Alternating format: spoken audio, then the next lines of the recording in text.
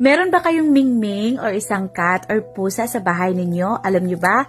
Kung lagi po ikaw nag-ano sa'yo na parang kinikiskis yung kanyang katawan sa'yo, ibig sabihin, malapit ka ng yayaman kasi kinukuha niya yung sumpa, ill wishes, bad energy sa katawan mo. At kung ito ang mga alaga mo na mga mingming or pusa sa tahanan mo, alin dyan, ay may ibig sabihin. Silang lahat po ay nagdadala yan ng swerte sa tahanan.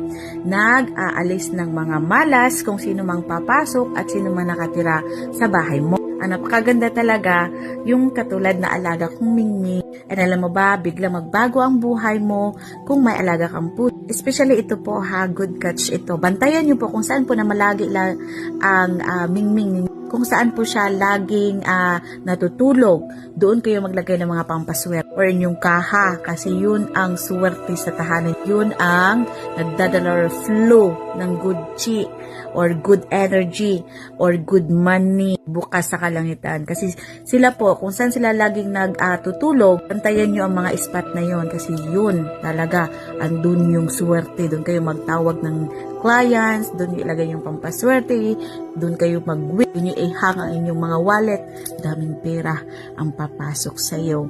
Nako, yan ang mga pusa na alam nila kung saan sulok ang mga sa tahanan ninyo, sa negosyo ninyo, and also ilista mo or picturean mo kung saan sila lagi natutulog or nagpundo.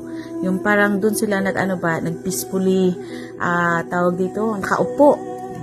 Yun ang mga area na nandun ang swerte dito sa tahanan ninyo o sa inyong negosyo.